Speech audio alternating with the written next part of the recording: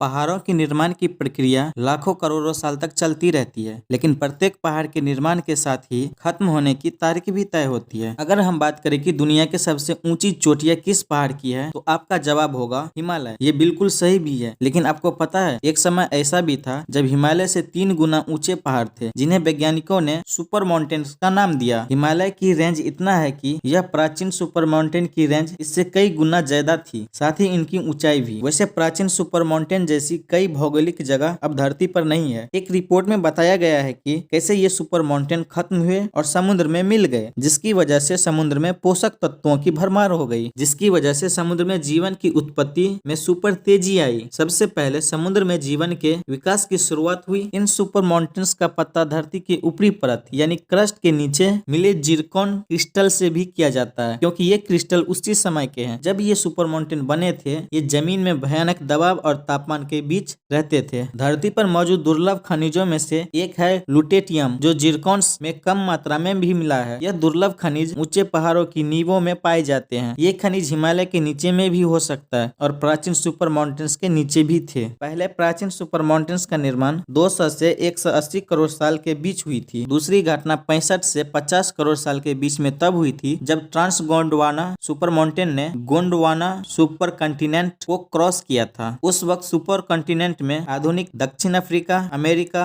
Australia, Antarctica, भारतीय और कई द्वीप शामिल थे। उस वक्त का सबसे बड़े और ऊंचे सुपर माउंटेन्स का नाम नूना सुपर माउंटेन था। यह नूना सुपर माउंटेन गोंडवाना के बनने के बाद बना था। हमारे धरती का जो ये क्रस्ट के नीचे फैले जिरकॉन क्रिस्टल है, ये जिरकॉन क्रिस्टल की मात्रा बताती है कि प्राचीन सुपर माउंटेन्स की लंबाई करीब 8000 किलोमीटर थी। जब गोंडवाना टूटकर अलग अलग महाद्वीपों में बटा तो ये सुपर माउंटेन समुद्र में मिल गया। आपको पता है 200 करोड़ साल से लेकर 50 करोड़ साल के बीच हुई ऐसी दो घटनाओं से लोहा और फास्फोरस जैसे पोषक तत्वों समुद्र में मिले। इसी पोषक तत्वों की वजह से समुद्र में बायोलॉजिकल प्रक्रिया में तेजी आई, जिससे जीवन लगातार जटिल होता चला गया। सूक्ष्म जीवों से लेकर बहुकोशिकाएं वाले जीव, श्री सर्पों, मछलियों और स्तनधारियों का विकास होता गया। इतना ही नहीं, सुपर माउंटेन्स के टूटने की वजह से भारी मात्रा में वायुमंडल में ऑक्सीजन मिला और इसी वजह से वायुमंडल में ऐसी परिस्थितियां बनी जिनसे धरती पर जीवन की शुरुआत होने लगी। नूना सुपर माउंटेन्स के बनने और खत्म होने की प्रक्रिया के दौरान ही पहले यूकेरियोटिक सेल्स का